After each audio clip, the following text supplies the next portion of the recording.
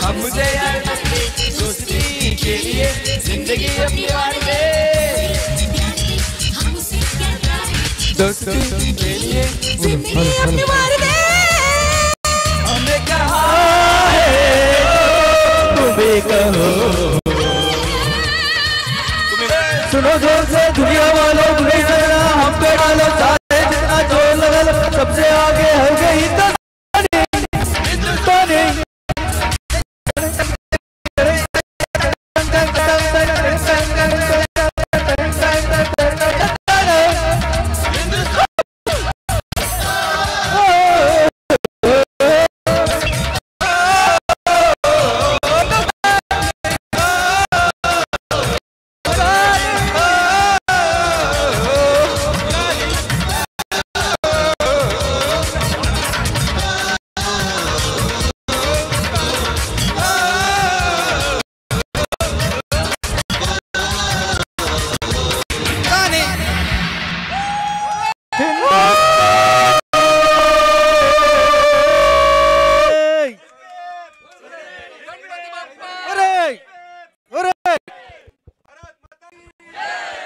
Hello hello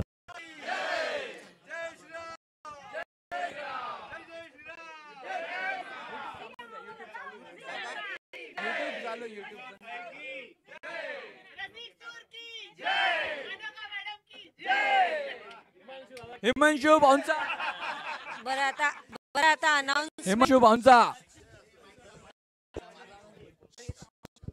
बरं आता जयगो झाला असेल तर अनाउन्समेंट घ्यायची की अजून ओके ओके एक मिनिट म्हणजे मला सगळ्यांच्या चेहऱ्यावरचा उत्साह बघता येईल. फक्त अनघाताईंना इथे थांबू देत, बाकी सगळ्यांनी समोर जा. आमचं टेन्शन पण बघितलं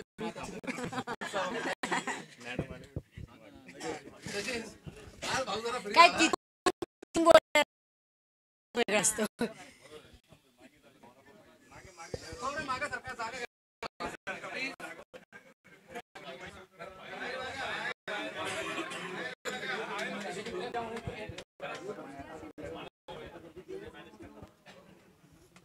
काय करायचं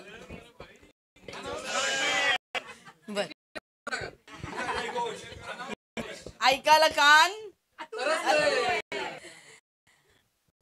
एका वर्षापूर्वी इथेच या जागी याच ठिकाणी उभी असताना अगदी सहज विश्वविक्रमाच्या वेळेस अनायासे शौनक दादाने अनघाताईंना स्टेजवर त्याच्या वेळेस एक त्याच्याकडचा संकल्प सांगितला. तिने तो जिकिरीने उचलला आणि आज ते शिवधनुष्य पेललंच नाही तर अगदी कडाक्याने मोडलं सुद्धा.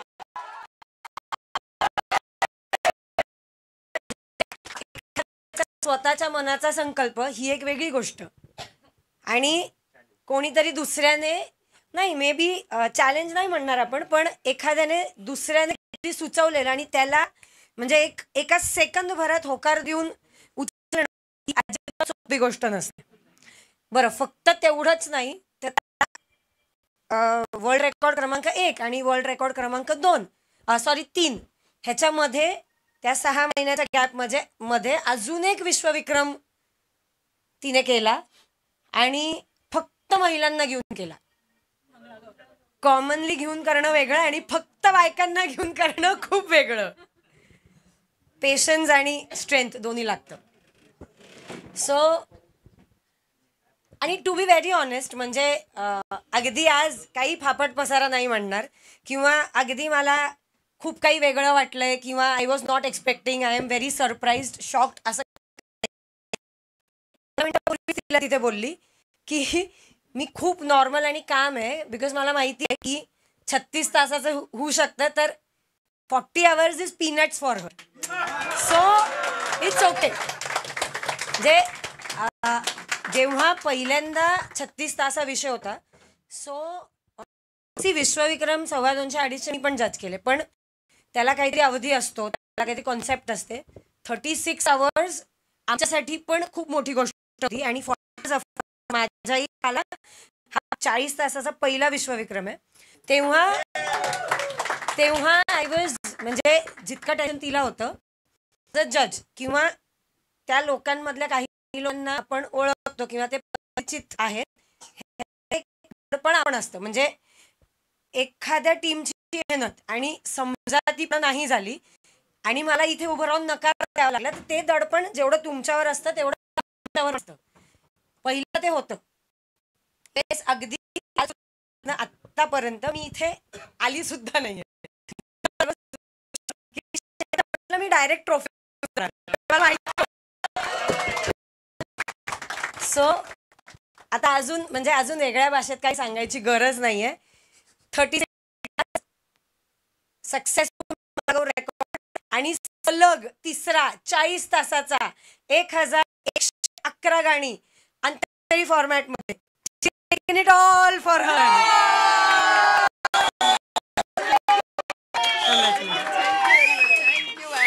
कॉंग्रॅच्युलेशन. आणि एक म्हणजे जेव्हा एखादा विश्वविक्रम पूर्णतः जातो तर अन्य लोकांना जे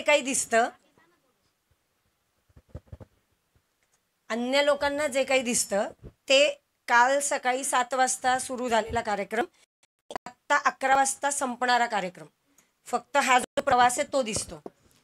पण एक्झॅक्टली त्याच्या मागे अनेक महिन्यांची जी मेहनत असते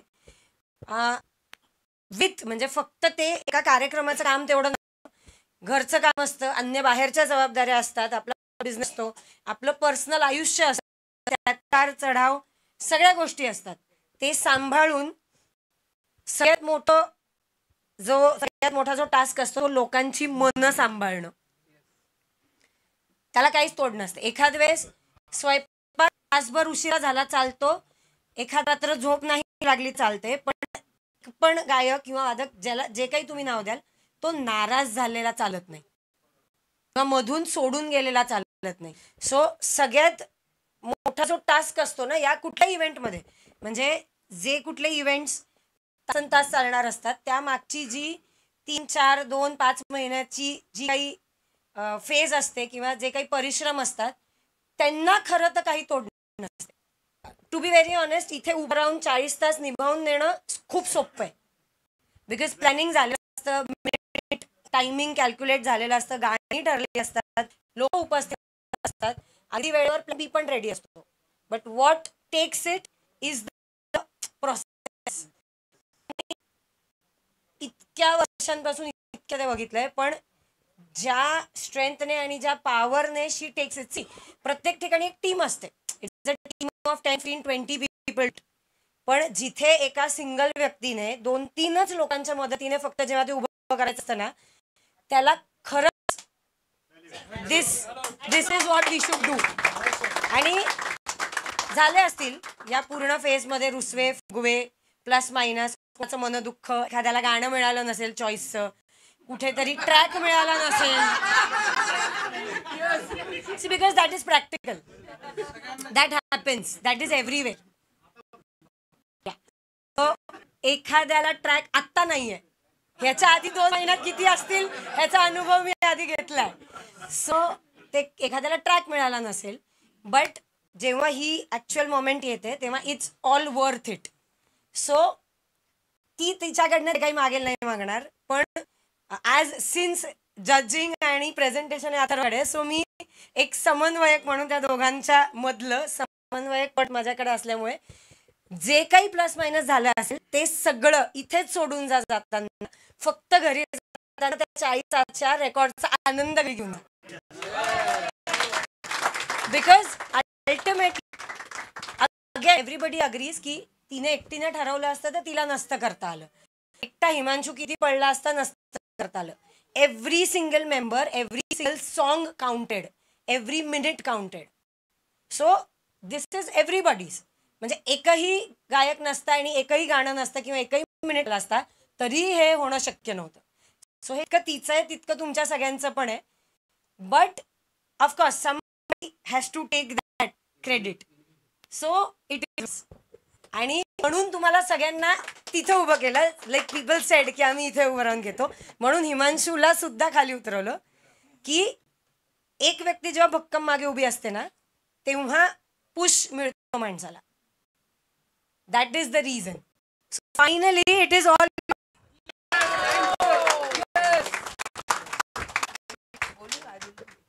प्लीज आधी घेऊन आणि मग बोल.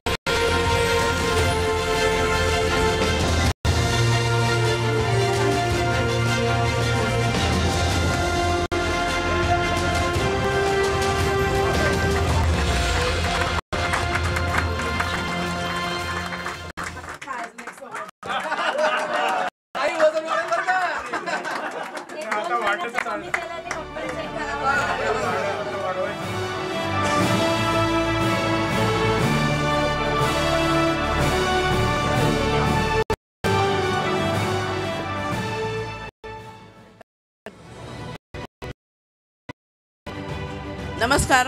सगळे आपले रसिकचे जे सगळे नवीन सदस्य झाले आहेत, जुने आलेले आहेत, सगळ्यांचं खूप स्वागत आहे. मागच्या वेळेसचा अनुभव बघून डोळ्यातनं पाणी काढायचं नाही हे अगदी पक्क केलं होतं. नाही म्हणजे नाहीच काढायचं पप्पा, ठरवलं होतं. जेव्हा आपण काहीतरी ठरवतो तेव्हा आपल्या जो सपोर्ट मिळतो तो असतो. आता हे तर आम्ही मागच्या वर्षी केलं होतं, म्हणजे सहज म्हणते मी की ठीक आहे आम्ही करू म्हणणं अगदी सोपं आहे, करून दाखवणं अवघड आहे. मग हा टास्क घेतला तर होता, करायचं काय हा एक विचार मनात आला. सगळ्यात पहिल्यांदी हा विचार ज्ञानेश्वर बोरसे यांना सांगितला आणि एका क्षणात तो माणूस इतका पॉझिटिव्ह आहे, एका क्षणात म्हणला ताई आपण 90 तास करूयात. तेव्हा माझी जमीन हादरली पायाखाली. म्हणलं अरे 36 तास होतं होतं मुश्किल आहे, तू 90 तास काय बात करतायत. मी म्हटलं नाही बाबा मी नंतर बोलते, म्हणून मग मी फोनच ठेवून दिला. पण जेव्हा हे डिक्लेरेशन झालं, हिमांशूला पण सांगितलं आणि अतुलला जेव्हा कळलं तेव्हा अतुल म्हणला ताई कशाचीच काळजी करायची नाही, आर्थिक काळजी सुद्धा करायची नाही. म्हणजे आता त्यांनी मला सांगितलं की तू काही सांगायचं नाही, पण हे पाठबळ खूप महत्त्वाचं असतं. माझ्या घरात पण काही गोष्टी घडल्या होत्या, त्यामुळे करायचं का नाही करायचं हा खूप म्हणजे द्विधा मनस्थितीत होते. पण हा इतका माझ्या मागे लागला की तू सांगशील ते ताई आम्ही करायला तयार आहे. मी दिवस रात्र एक करीन, माझ्या ऑफिसमधनं येऊन संध्याकाळी करेन. आणि सगळ्यात महत्त्वाचा म्हणजे माझा सचिन. या सचिनशिवाय माझं पानच हलत नाही. म्हणजे काहीही कितीही करा पण सचिनशिवाय कुठलाही प्रोजेक्ट माझा पूर्ण होणार नाही म्हणजे नाही. माझा मुलगा हिमांशू हा तर खंबीरपणे माझ्या पाठीशी होता. ते करताना म्हणायची की तुझं काम धंदे सोडून कशासाठी माझ्या मागे लागतोयस, का मला मदत करतोयस, तुला काही महिना झाला काम नाही धाम नाही, तू सगळं सोडून दिलंस आणि हे काय करतोयस तू. हे इतकं सोपं नव्हतं. आपली कामधामं सोडून पैसे म्हणजे मिळतायत नाही मिळतायत हा विचार न करता त्यांनी एकच ठरवलं की आज आपल्या आईच्या पाठीशी खंबीरपणे उभं राहायचं. खरंच कौतुक वाटलं. एक एक गोष्ट तो मॅनेज करत होता. आणि आज ह्या सगळ्या रसिक सूरच्या याच्यामुळे आज अतुल, सचिन ह्याच्यासारखे इतके सुंदर मित्र त्याला मिळालेले आहेत की इतके जीवाचे ते मित्र. आणि ज्ञानेश्वर सपोर्ट इतका महत्त्वाचा होता. आणि सगळ्यात महत्त्वाचं म्हणजे प्रमोद कापडेंनी शेवटचं गाणं म्हणावं ही माझी मनापासून इच्छा होती. खूप इच्छा होती. म्हणजे त्यांचं काय आहे मला काही माहिती नाही, पण पहिल्यापासून प्रमोद बरोबर माझे चांगले रिलेशन आहेत. सध्या ते त्यांचं काही काम करत असतात, पण सुद्धा मी वारंवार की तू शेवटचं गाणं तू म्हणायचंस. पण अशा पद्धतीने आणि सगळ्यात पहिलं गाणं आपण नंदकुमार देशपांडे यांचं करायचं हे तर फायनल झालं होतं. अशा पद्धतीने जेव्हा हे सगळं करत गेलो, डिक्लरेशन दिलं, तेव्हा लोक म्हणायला लागली 1500 रुपये. अहो ते स्वर्णिमाला आम्ही 700 रुपयात एवढी गाणी म्हणतो, 1500 रुपयात तुम्ही काय देणार आम्हाला. असे टोमणे ऐकत ऐकत ऐकत मग अतुल म्हटलं करायचं म्हणजे करायचं. 1500 रुपये म्हणजे काहीच नाही. लोकांना असं वाटायला लागलं की ही बाई 1500 रुपये घेऊन काय करते, मला तर काही माडी बांधायची नाही, माझी ऑलरेडी माडी आहे.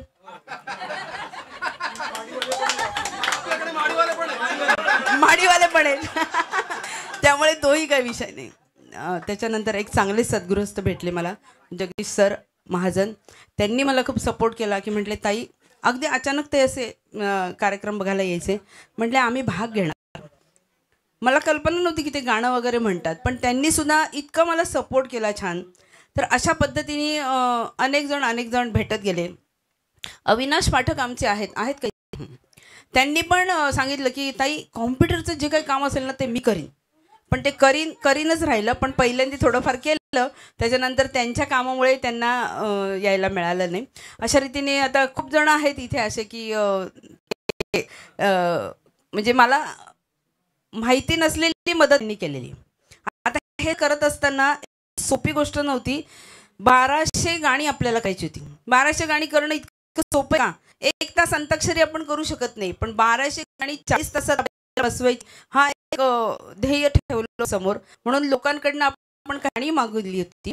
पण जेव्हा गाणी मागली तेव्हा 80% गाणी लोकांनी 30 दिली.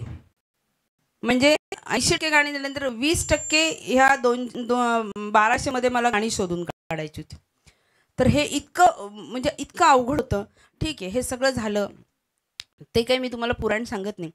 पण हे जेव्हा सगळं करायला लागलो तेव्हा ज्ञानेश्वर बोरसे ताई मी येऊन पटकन करून जाईल.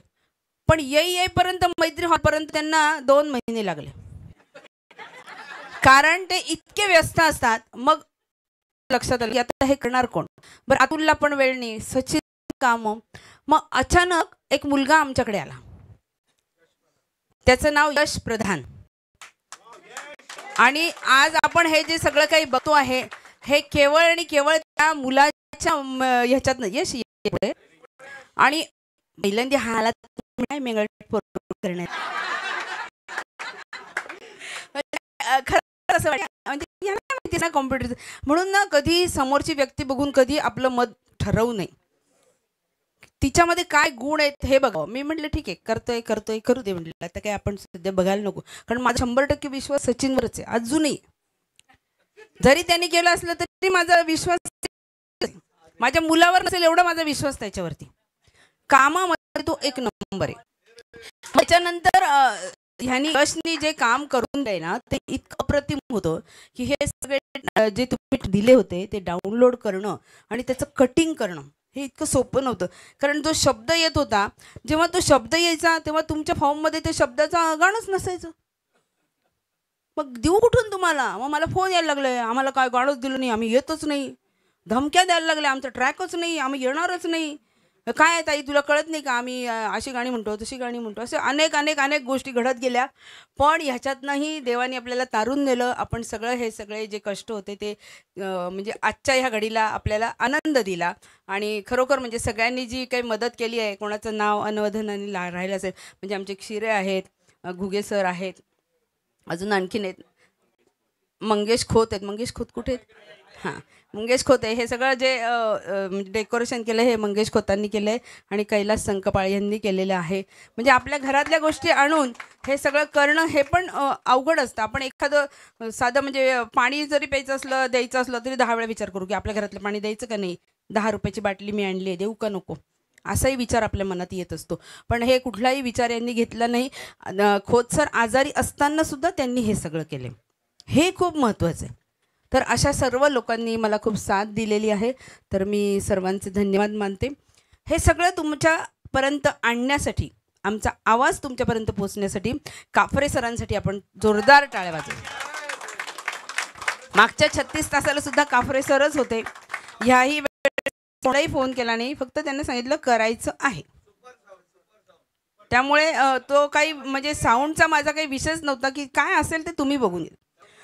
त्याच्यानंतर तुमच्या समोर यूट्यूबला जे काही दिसणार होतं तो आमचा संतोष आहे का? हां, तर त्याला ऑर्डर दिल्यानंतर तो यायलाच तयार नाही. म्हटलं याला गरज आहे की नाही. मग शेवटी एक दिवस धमकी दिली. म्हटलं बा काम दुसऱ्याला देऊन टाकेल, यायचं आहे का नाही एकदाच सांगायचं, दुसऱ्या क्षणाला हजर. असं कामाचं असतं. पण असं थोडे थोडे दम द्यावे लागतात. पण अशा रीतीने संतोषने अत्यंत सुंदर असं काम केलेलं आहे. आता यूट्यूबला काय आहे माहीत नाही आपल्याला, आपण बघूयात. नंतर बाळकृष्ण गेले का आहेत, बाळकृष्ण अय्यर यांनी पण यूट्यूबला आपल्याला खूप छान सहकार्य केलं. आणि वेळोवेळी अनेकांनी आपल्याला आर्थिक मदत केली. कोणी कोणी केली हे तुम्हालाही सगळ्यांना माहिती आहे. त्याच्यासाठी पण मी त्यांची कायम ऋणी असणार आहे. कारण जेव्हा आपण काही पैसे जमा करतो तेव्हाच काहीतरी वेगळं होत असतं. आपल्याला सर्वांना सर्टिफिकेट त्या जेव्हा देतील तेव्हाच आपल्याला ते सगळं डिस्ट्रीब्यूट करायचं आहे. एक चांगला दिवस ठरवू, चांगल्या गोष्टी कोणाला तरी आपण चांगल्या व्यक्तीला आणूयात, दोघे मिळून हे सगळ्या गोष्टी ठरवूयात आणि मग आपण ते डिस्ट्रीब्यूट करूयात छानपैकी. आणि सगळ्यात महत्त्वाचं म्हणजे हा आवाज बाहेर लोकांपर्यंत पोहोचण्यासाठी आपल्याला पोलिसांची परवानगी लागते. तर आपल्याकडे पोलीस आहेत दत्तात्रय परदेशी, त्यामुळे त्या पोलीस स्टेशनला जाऊन अर्ज देऊन आले, ते देऊन आले, तरी त्यांच्या धमक्या चालूच होत्या की तुम्हाला करू देणार नाही, आवाज बंद पाहिजे, असं पाहिजे तसं. त्यांना फोन केला, ते म्हणे अहो मी बाहेर आहे, गाडी चालवते. म्हटलं मी तुम्हाला हा नंबर देते, त्यांना फोन करा. दुसऱ्या क्षणाला त्यांचा फोन आला की ताई काही घाबरायचं कारण नाही आहे, ते गप्प बसतील, संपला विषय. त्याच्यानंतर आज अमोल आणि कुणाल यांनी सुद्धा अत्यंत मोलाची अशी मदत केली. त्याच्यानंतर सगळ्यात महत्त्वाचं म्हणजे तुम्हाला चहा आणि खाणं पिणं जे केलं ती आमची अश्विनी दामले. ती 2 दिवस झाले बॅग भरून माझ्याचकडे राहायला आली. ती म्हटली हे माहेर आहे माझं. त्यामुळे जसं पद्धतीने तिने अत्यंत सुंदर असं हे केलं. त्याच्यानंतर आरती आहे, आरती ओक मला तिच्या मेळामध्ये हे करून मदत केलेली आहे भरपूर. डेकोरेशन असेल किंवा गाणी काढणं असेल. नंतर राखीने पण भरपूर मदत केली. तिच्या वेळात येऊन ती मला ती पद्धतीने मदत केलेली आहे. जेव्हा जेव्हा अशा काही घडत गेल्या ना तेव्हा परमेश्वराने कोणी ना कोणी माझे पाठवून दिलं. सुजातामध्ये येऊन गेली पद्धतीने, ठीक आहे, मला सगळे लोक मिळत गेले. आणि माधवीने तर प्रत्येक वेळेस येताना मला काहीतरी खाऊच आणलंय. आज सुद्धा ती काहीतरी बोर घेऊन आली. मला म्हटलं ठेवा. म्हटलं अगं तर गाणी म्हणू का, बोर तुझं खाऊ, थांब जरा खाते. तर ठीक आहे, अशा पद्धतीने आपण सर्वांनी इथे सहकार्य केलेलं आहे. लवकरच आपण चांगलं एक छान नियोजन करूयात. आणि परत एकदा तुमच्या सर्वांचे धन्यवाद. आणि आम्ही आपल्याला खूप छान सहकार्य केलेलं आहे. मला भीती वाटत होती खूप की आम्ही आले आणि तेव्हा खरं असं काहीतरी भयानक घडलं. माझं धाबं पूर्ण दणाणलं होतं की आता संपलं आपलं, काहीच खरं नाही. जो आपला 27वा ग्रुप होता तोच कॉम्प्युटरमधनं निघून गेला होता. म्हणजे तुम्हाला काही कल्पनाच नसते की काय घडू शकतं. आणि सचिननी त्याचं कसं पणाला लावलं आणि ती जी काही आपण गाणी सगळी काढली होती ती पटापटा कॉम्प्युटरवरती कशी लावता येतील, काय करता येतील, त्यासाठी सचिनसाठी आपण जोरदार टाळ्या देऊयात. कारण एखादा मुलगा असता तर म्हटलं असता तुम्ही बघून घ्या तुमचं काय करायचं. म्हणजे यश सारखा हा मुलगा 11 वाजता माझ्याकडे यायचा आणि रात्री 11 वाजता जायचा. चेष्टा नाहीये. त्याचे वडील पण फोन करायचे, बहीण फोन करायची, पण तो म्हणायचा गप्प बसा ग मी काम. तो गेला नाही. हा म्हणजे प्रामाणिकपणा दाखवला त्यांनी.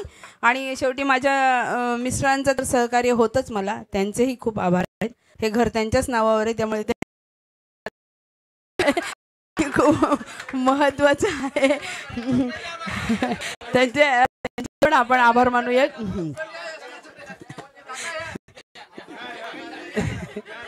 कारण हे हॉल हा त्यांच्या नावावर आहे, घर माझ्या नावावर पण हॉल त्यांच्या नावावर आहे. त्यामुळे न विचारता आपण हे सगळं केलेलं आहे. त्यांना एक फूल देऊन आपण त्यांचा सत्कार आम्ही हो धमकी देतातच ते. पुढच्या वेळेस यावेळेस सत्कार नाही केला तर पुढच्या वेळेस रेकॉर्डला इथे उभे नाही राहू देणार. दुसरी जागा शोधावी लागेल तुम्हाला. यापुढे मॅडमच्या नावावर करून देतो त्यांचं घर माझ्या नावावर. काय काका किती शेवटी काही केलं तरी सगळं त्यांच्याच नावावर असतं. पेपरवर जरी तुमचं नाव असलं तरी.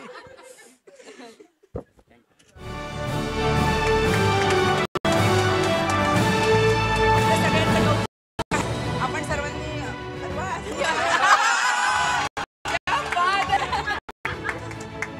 परिवर्तन होतं. आज परत एकदा सिद्ध झालं. ओके.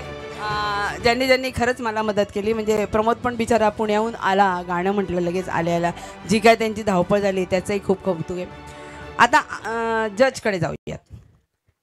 आरवानी जज केले आहे. काय केले आपल्याला त्याचा रिझल्ट ते नंतर करणार आहे. डिक्लेरेशन दिलं याचा अर्थ असा नाही की तुमचं रेकॉर्ड तयार झालेलं आहे. त्याच्या त्रुटी आहेत.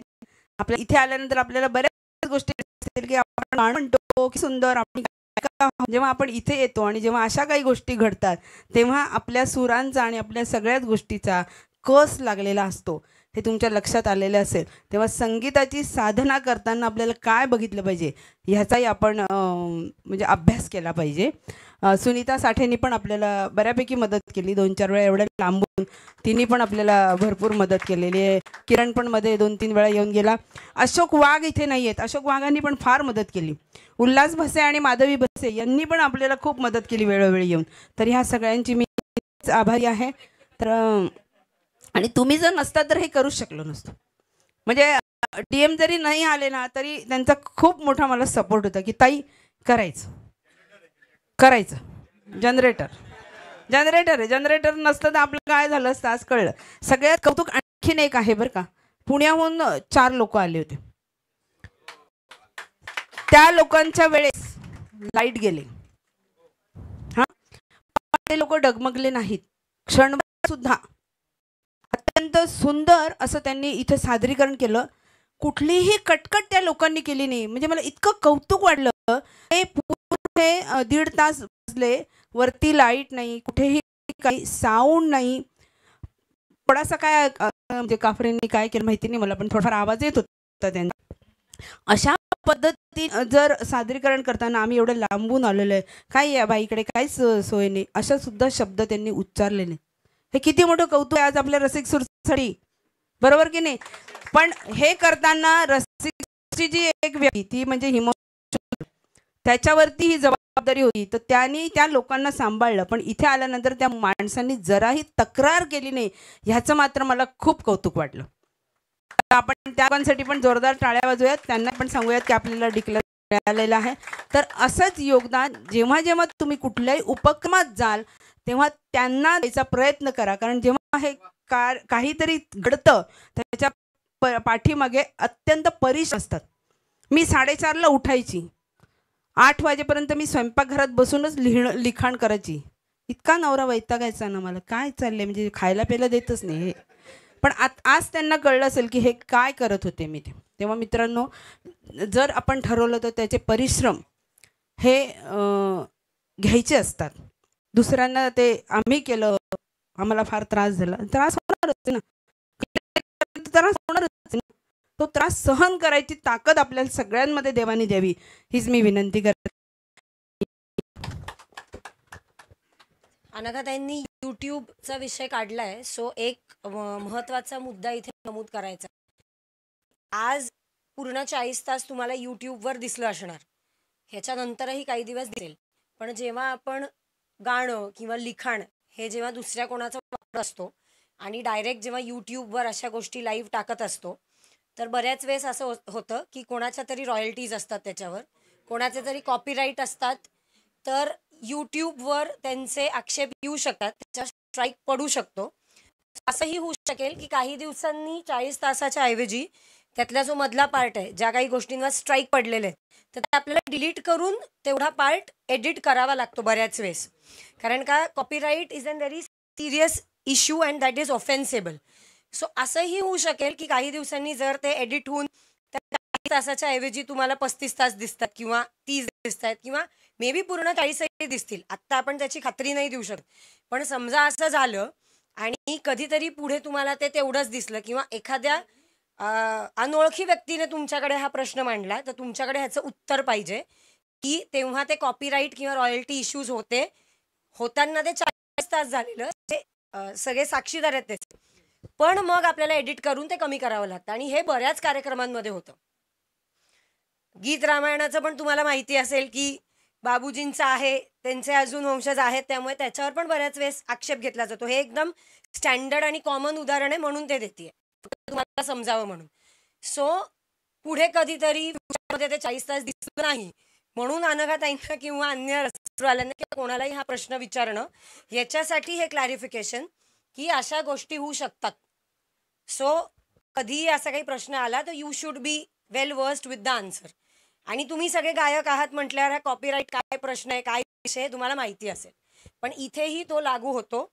ते बऱ्याच वेळेस लाईव्हमध्ये स्ट्राईक्स पडतात आणि ते आपल्याला लढावं लागतं. सो तुम्हाला पण कदाचित तेवढा फक्त पार्ट एडिट करायचा, अपलोड करून द्यायचं. संतोष दादा knows that, so it shouldn't be a problem. तुम्ही तुमचं सेलिब्रेशन आणि हॅपीनेस एन्जॉयमेंट कंटिन्यूड